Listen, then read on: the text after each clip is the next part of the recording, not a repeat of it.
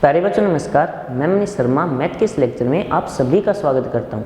और बच्चों जैसा कि आप सबको याद होगा कि हम चर्चा कर रहे थे आपके वेक्टर कैलकुलस के ऊपर, जिसके अंदर भाई वेक्टर का डिफरेंशिएशन कैसे किया जाता है, लिमिट क्या होती है, उसके ऊपर हमारी चर्चा थी, जिससे रिलेटेड हमने कुछ थ्योरम भी डिस्कस की थी। और बच्चों यदि आपको याद हो तो हम कुछ एग्जाम्पल्स के ऊपर आ रहे थे।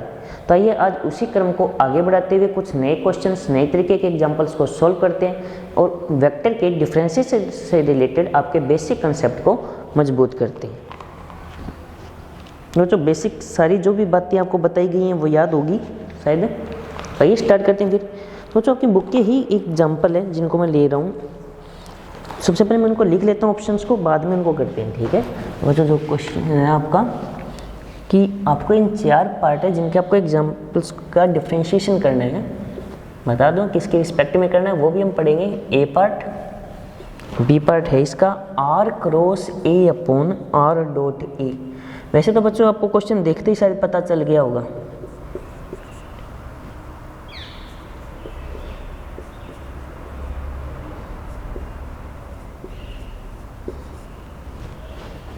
कुछ ऐसे ये बच्चों इसके जो 4 पार्ट हैं जो आपको सॉल्व करने हैं।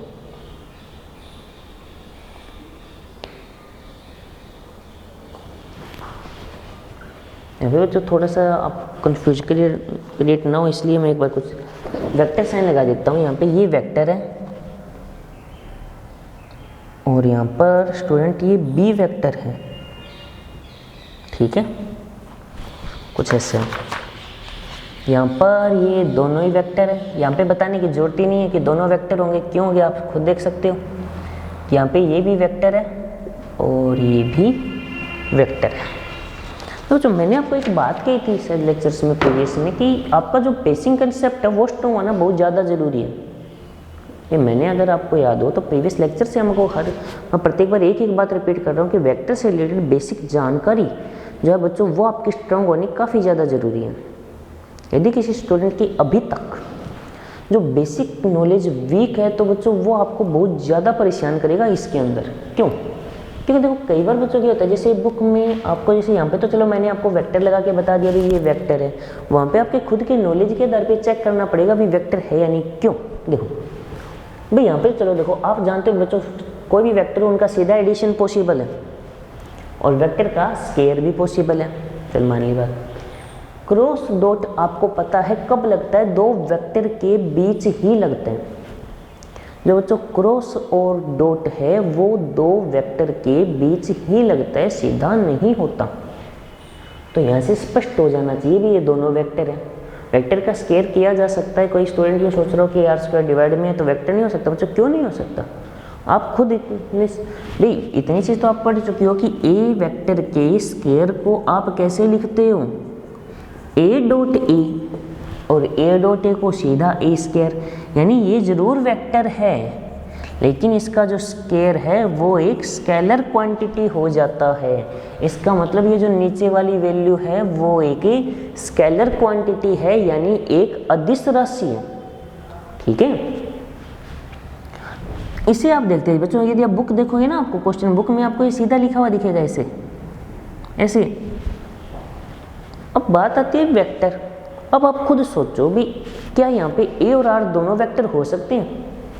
खुद सोचिए आप अपने नॉलेज के आधार पे, क्या ए और आर यहाँ पर दोनों वेक्टर हो सकते हैं क्या?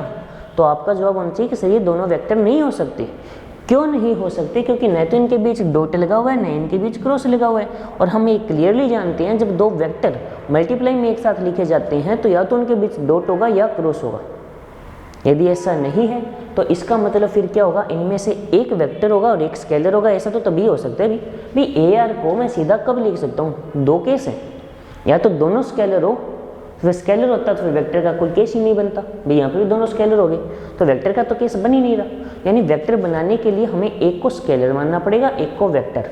और यदि आपको याद हो तो हम लैम्डा का ए वेक्टर मल्टीप्लाई करते हैं कुछ इस तरीके से लिखते हैं। तो उस आधार पे यहाँ पे मैं आर के ऊपर वेक्टर मान रहा हूँ और बी के ऊपर वेक्टर।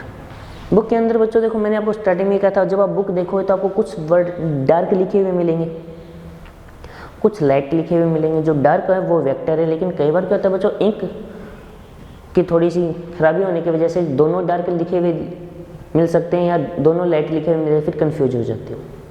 तो इसलिए मैंने आपको बच्चों स्टार्टिंग में यही की बात की थी, आपका जो बेसिक नॉलेज है, जो बेसिक कंसेप्ट है, इससे रिलेटेड वो स्ट्रॉन्ग रखिए। जब तक बच्चों आपका वो स्ट्रॉन्ग रहेगा, आपको इससे रिलेटेड कोई डाउट नहीं आएगा। ठीक है, तो ये स्टूडेंट अब इसको सोल्व करते हैं, इन क्वेश्चन को समझते हैं। हाँ, लेकिन इसकी जो लैंग्वेज है पहले वो एक बार पढ़ देता हूँ क्योंकि हमारे वो काम की है। ठीक है, लैंग्वेज बच्चों ये लिखी हुई है कि यदि आर वेक्टर अदिश चर टी का सदिश फलन है, जो आ रहा है वो टी का फंक्शन है।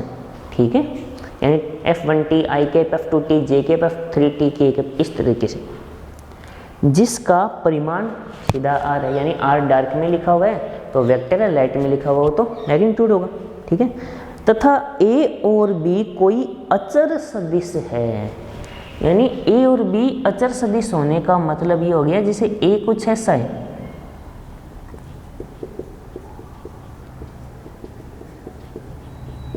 और r कुछ इस तरीके का है, जैसे एग्जांपल लिखा है, ये है, ऐसा ही है, ये जरूरी नहीं है। ठीक है, तो r के अंदर देखोगे तो आप t वेरिएबल है।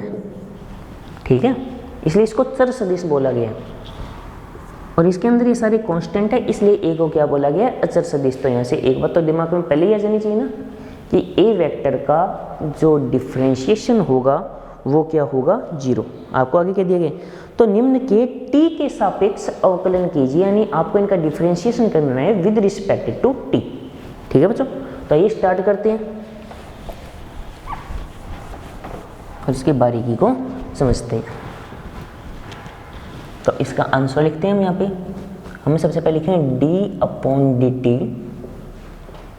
r vector plus a vector r square का वेक्टर, सॉरी r वेक्टर का स्क्वायर प्लस a वेक्टर का स्क्वायर। ठीक है, अब स्टूडेंट आप सब जानते हो भाई वेक्टर के अंदर u/v वाला फॉर्मूला हम अप्लाई नहीं करेंगे। भाई कोई स्टूडेंट ये सोच रहा हो कि सर आप u/v वाला फॉर्मूला अप्लाई करो, बच्चों करने को कर लो, लेकिन उससे क्योंकि आप वेक्टर के केस में आ रहे हो तो गलती होने की फुल संभावना है। हम नहीं चाहते भी गलती हो, इसलिए हम इसको कुछ इस तरीके से रिप्रेजेंट करें कि ये u.v में करें। हाँ, और याद रखना आर स्क्वायर मैं लिख देता हूँ यहाँ पे, आर वेक्टर का स्क्वायर प्लस a वेक्टर का स्क्वायर एक स्केलर क्वांटिटी है।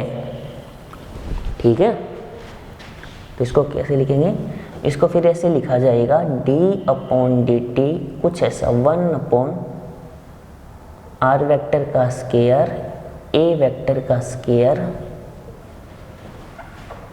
r vector plus a vector. इसको ऐसा क्यों लिखा जा सकता है, क्योंकि r square plus a square एक स्केलर क्वांटिटी है। तो आगे फिर इसको क्या लिखेंगे, कंसेप्ट यूज करते हैं। सबसे पहले first part as it is d/dt क्या आ जाएगा, r vector plus a vector plus d/dt 1/r vector square plus a vector square और फिर आ जाएगा r vector plus a vector. यहाँ पे आप u.v पढ़ते वक्त u छोड़ो v का अवकलन प्लस v छोड़ो u का अवकलन, उस कंसेप्ट में मत आ जाना, सीधे आगे पीछे नहीं लिख सकते हो क्योंकि यहाँ पे वेक्टर का केस चल रहा है। ठीक है, हाँ वैसे चलो कोई दिक्कत नहीं होती, भी स्केलर है तो आप आगे पीछे लिख सकते हो, भाई a वेक्टर 2 लिख दो या 2a वेक्टर, बात एक ही है। लेकिन फिर भी कोशिश यही करो कि आप उसको चेंज ना करो कंडीशन को। ठीक है, तो स्टूडेंट ये एज इट इज रहने दो और यहाँ पे आ जाएगा dr वेक्टर अपॉन dt। ठीक है, आपको सर प्लस a वेक्टर कहाँ गया, क्योंकि a आपको पता है कि एक अचर सदिश है, तो कांस्टेंट वेक्टर होने की वजह से इसका जो डिफरेंशिएशन है वो क्या हो जाएगा, 0। अब बारी आती है इसका डिफरेंशिएशन हम करेंगे 1/x के तरीके से। तो यदि आपको याद हो 1/x का डिफरेंशिएशन क्या होता है, माइनस का 1/x स्क्वायर। ठीक है, क्या होता है, माइनस का 1/x तो इसको सबसे पहले मैं क्या लिखूँगा, माइनस का 1 R vector square plus A vector square का होल स्क्वायर। फिर आर वेक्टर का क्या होगा, आप जानते हो 2 R vector dot D R upon D T plus A square का हो जाएगा 0 और यहाँ आ जाएगा R vector plus A vector. तो कंप्लीट इसकी जो लैंग्वेज है क्वेश्चन की वो क्या बन जाएगी आपकी 1 R vector square plus A vector square D R vector upon D T minus,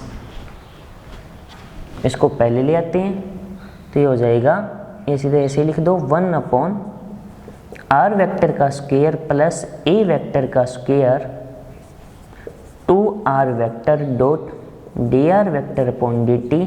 यदि इसको पहले लिखें तो ये बन जाएगा R vector plus A vector. ऐसा क्यों पहले लिखा जा सकता है, इसका रीज़न आपको ये दे देता हूँ, क्योंकि आप ये देखोगे तो यहाँ पे आपको बीच में डॉट दिखाई दे रहा है और डॉट प्रोडक्ट आप जानते हो एक स्केलर क्वांटिटी होती है, नहीं कि एक वेक्टर, ठीक है। और स्केलर क्वांटिटी को वेक्टर के साथ पहले लिख दो या बाद में, क्वेश्चन पे कोई इफेक्ट नहीं होता। इसको सिंपली इस प्रोसेस के अंदर डिफाइन किया जा सकता है। और ए वेक्टर आपको दिया गया है कि एक कांस्टेंट वेक्टर है। ए वेक्टर स्टूडेंट आपके पास कांस्टेंट वेक्टर है, जिसकी वजह से आपका D A vector upon D T जितनी बार भी यूज हुआ वो हमने क्या लिया, 0। तो बताइए बच्चों, क्वेश्चन से रिलेटेड कोई डाउट है? सिंपल प्रोसेस है या नहीं है? ध्यान से देखो तो एकदम सिंपल प्रोसेस है या नहीं है? एकदम सिंपल प्रोसेस है ना, जिसको आप बहुत इजीली कर सकते हो, ठीक है। फिर भी कोई डाउट हो तो आप पूछ सकते हो। एकदम बच्चों मेरे हिसाब से आपके लिए बहुत सिंपल प्रोसेस है, जिसको आप बहुत इजीली कर सकते हो। कोई डाउट नहीं आना चाहिए आपको शायद। हाँ, फिर भी यदि आपको डाउट लगे तो आप प्रैक्टिस करो। बस बच्चों आपको मेन कंसेप्ट क्या याद रखना है, मेन कंसेप्ट याद रखना वेक्टर के केस में कि आप वेक्टर को स्टडी कर रहे हो, भूल से भी स्केलर के कंसेप्ट में मत आ जाना। यदि आप स्केलर के कंसेप्ट पे आगे बीच में थोड़ा सा भी फ्लो में यदि ऐसा हो जाता है, बच्चों ये तो नहीं है कि भी जानबूझकर कोई स्टूडेंट करता है, हाँ, लेकिन कई बार फ्लो में ऐसा हो जाता है कि कोई स्टूडेंट वेक्टर की बजाय इसको स्केलर की तरह यूज करने लग जाते हैं, जैसे हमने 11th-12th में पढ़ा है।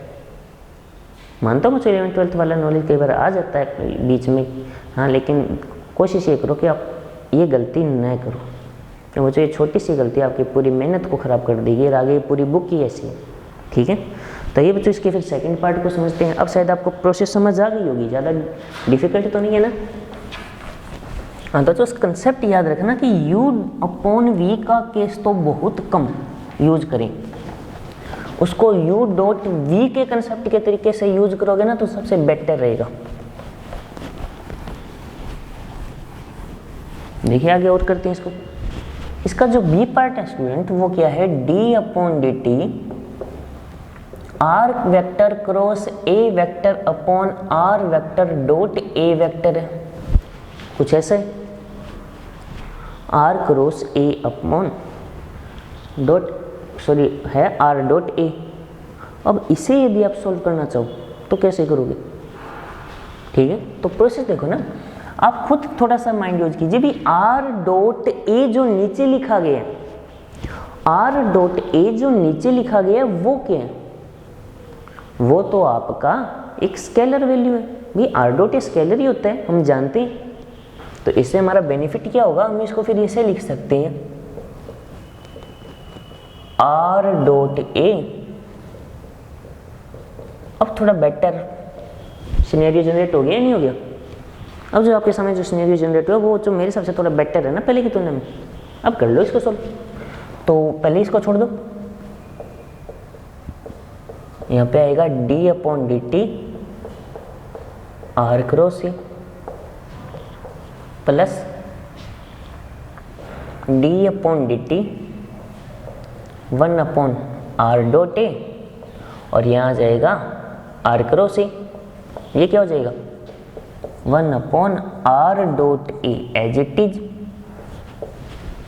इसको यदि मैं सॉल्व करता हूँ तो सबसे पहले आएगा D R vector upon D T cross A vector plus R vector cross D A vector upon D T. इसका 1/x से करूँगा तो आ जाएगा माइनस का 1/x स्क्वायर, फिर होगा D R upon D T dot ए प्लस, सॉरी अब नीचे लिख देता हूँ, रहेगा D R upon D T dot A plus R dot D A upon D T, और आगे ये जो आर क्रॉस ए है वो ऐसे का ऐसा चलता रहेगा। ठीक है स्टूडेंट, इतनी बात कवर हुई है नहीं हुई, या कोई डाउट है? आगे देखिए, तो आ जाएगा 1/r डॉट ए, ये हो जाएगा D R vector upon D T cross ए। सिर्फ इतना क्यों हो जाएगा? क्योंकि ये तो जीरो होना है, और जीरो मल्टीप्लाई में आते ही जीरो, और जीरो ऐड करो तो भी जीरो, सॉरी कोई फर्क ही नहीं पड़ेगा। ये क्या हो जाएगा, इसको मैं पहले लिख लेता हूँ, क्योंकि आप देखो ये स्केलर है, पहले लिख सकता हूँ ना, डॉट है बीच में, स्केलर है तो आर क्रॉस ए को पहले लिखो, R cross A upon R dot A का होल स्क्वायर। यहाँ पे क्या आएगा, D R vector upon D T dot A vector, और ये जीरो। क्वेश्चन समाप्त। देख लीजिए स्टूडेंट, कोई डाउट है तो बताइए, मैं एक बार हट जाता हूँ, आराम से देख लीजिए।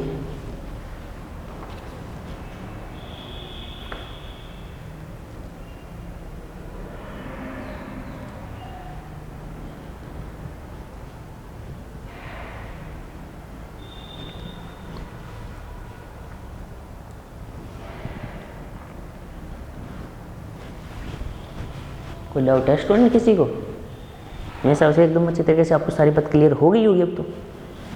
ठीक है, तो अब एक बात बताओ, क्या आप इन दोनों के ऊपर ट्राई कर सकते हो ना? अब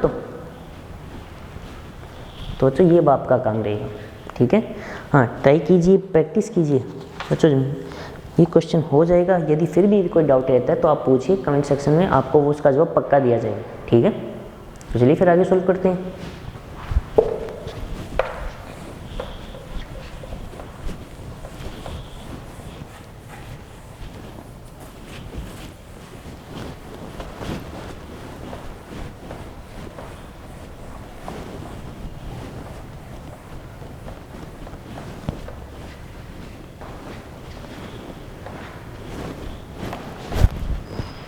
इसका सॉरी नेक्स्ट क्वेश्चन ही करते हैं। अब देखिए बच्चों, नेक्स्ट एग्जांपल है आपके लिए। क्वेश्चन है कि ए वेक्टर आपको दिया गया है sign theta i cap plus cos theta J cap plus theta के कैप। बी वेक्टर है बच्चों cos theta i cap minus sine theta J cap minus 3 के कैप, और सी वेक्टर है 2i प्लस 3j माइनस के। ये दिया गया, और आपको फाइंड आउट क्या करना है कि d अपॉन डी थीटा, ये value triple product of A cross B cross C, vector triple product है स्टूडेंट ये, और थीटा इक्वल टू 0 डिग्री पर। तो बच्चों फॉर्मूले के अकॉर्डिंग देखो, इसको मैं क्या लिख सकता हूँ, इसको लिखूंगा d A vector upon D T cross B cross C plus A as it is क्या आ जाएगा, d B vector upon D T cross C vector, फिर प्लस में यहाँ पे नीचे लिख रहा हूँ, फिर प्लस में आएगा A cross B cross d C vector upon D t. अब बच्चों आप C vector, sorry d t नहीं डी थीटा स्टूडेंट, ठीक है, यहाँ पे डी थीटा। अब आप यदि ध्यान से देखोगे तो सी को एक बार थोड़ा सा केयरफुली देखो, सी को जब आप ध्यान से देखोगे आपको क्या नजर आएगा कि सी तो एक स्केलर है, स्केलर सॉरी वेक्टर है, लेकिन हाँ कांस्टेंट है, और कांस्टेंट वेक्टर का डिफरेंशिएशन सदैव 0 होता है, तो D C upon D theta क्या हो जाएगा स्टूडेंट, यदि 0 हो जाता है तो अब हमें फाइंड आउट क्या करना है, d A vector upon D theta cross B cross C plus A cross d B vector upon D theta cross C. तो अब हमें रिक्वायरमेंट है एक तो d A upon D theta की और एक है d B upon D theta की। तो क्वेश्चन के according d A vector upon D theta student क्या हो जाएगा, साइन थीटा का अवकलन क्या होता है, कोस थीटा, कोस थीटा का माइनस साइन थीटा और थीटा का हो जाएगा 1। फिर D B upon D theta, ये क्या हो जाएगा, कोस थीटा का अवकलन माइनस साइन थीटा,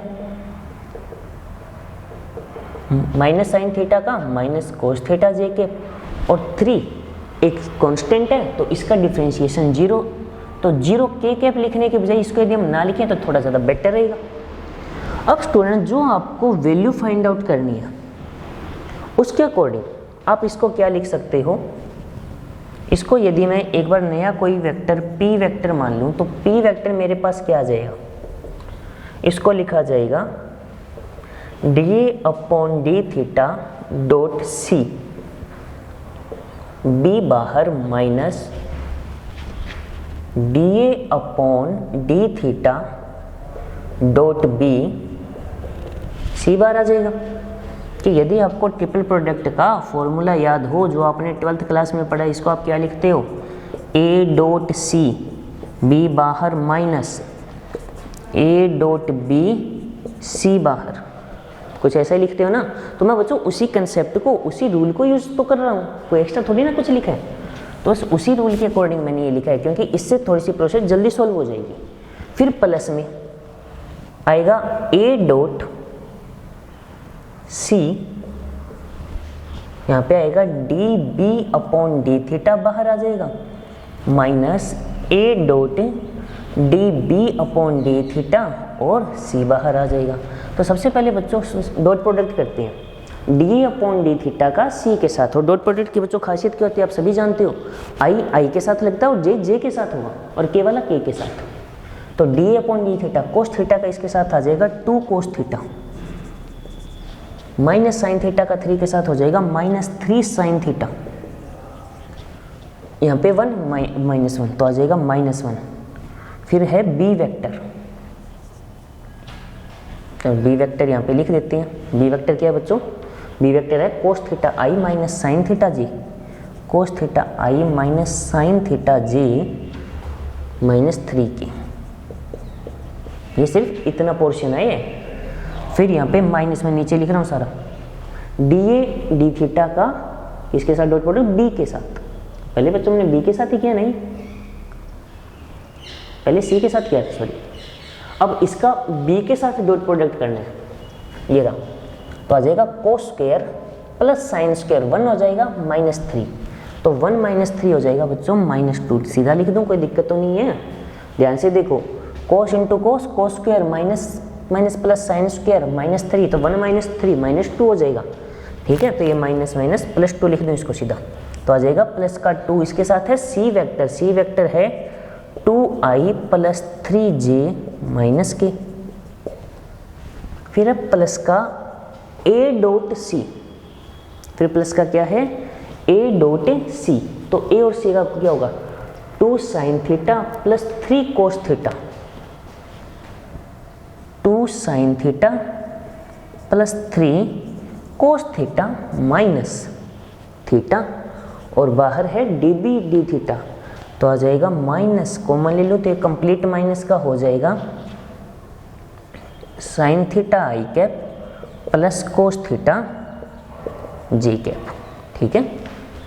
फिर ये माइनस का पहले ही है A dot D B upon D theta, A d B, तो minus sine square minus cos square, ये होगा -1, तो माइनस माइनस +1 ही हो जाएगा बच्चों ये, ठीक है। और इसके साथ में c बाहर है तो प्लस का c सीधा लिख दूं मैं, c है 2i cap plus 3j cap और माइनस का k कैप। अब जब बच्चों आप थीटा = 0 पुट करोगे यहाँ पे, तो ये इक्वेशन क्या बन जाएगी, देखो ये 0 होना ही है, ये 1 2 से बन गया 1, ये हो जाएगा i कैप -3, सॉरी यहाँ पे j कैप नहीं लगाया क्या, आई कैप माइनस 3 ई कैप। फर्स्ट पार्ट आ गया plus 2i plus 3j minus की, यहाँ पे थीटा की जगह 0 पुट करूँगा तो ये 0 3 होगा माइनस का, और जी ये 0 हो ही जाना बच्चों, ये जी तो ये जे कैप और ये 3 तो माइनस का 3j cap plus 2i plus 3j minus की कैप। अब बच्चों जब आप इनको सोल्व करोगे प्लस माइनस करोगे तो आपका रिक्वायर्ड आंसर आ जाएगा। तो बच्चों उम्मीद करता हूँ आपको एक प्रोसेस है वो समझ आई होगी। बस वेक्टर का केस थोड़ा सा ध्यान रखना है, बाकी कोई दिक्कत हो बच्चों हम सोल्व करते रहेंगे। मिलते हैं फिर नेक्स्ट लेक्चर में, तब तक के लिए टेक केयर।